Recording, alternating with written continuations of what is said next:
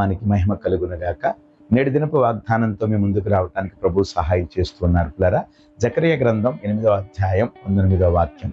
సత్యమును సమాధానమును ప్రియమైనదిగా ఎంచుకొనుడి. ప్రియదేవుని బిడ్డలారా గమనించండి, నేటి మానవ సమాజంలో స్వభావ సిద్ధంగా మనుష్యుడు అబద్ధమునకే ఎక్కువ అవకాశాన్ని లేక ఎక్కువగా ఆధారపడటానికి ప్రయత్నం చేస్తూ ఉన్నాడు. సత్యము కాని దాని కొరకు మానవుడు ప్రయాసపడుతూ ఉన్నాడు పిల్లరా.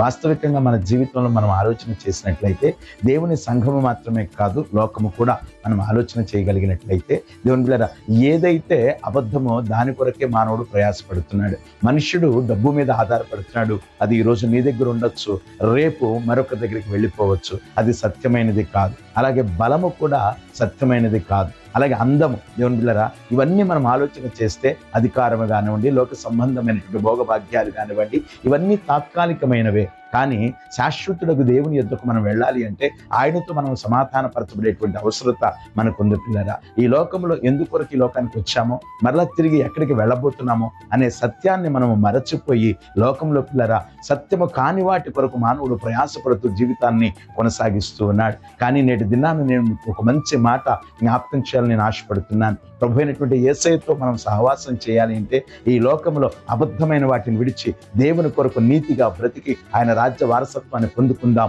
అట్టి కృప దేవుడు నీకు నాకు మనందరికీ అనుగ్రహించి నడిపించి మేలు చేయును గాక. ఆమేన్.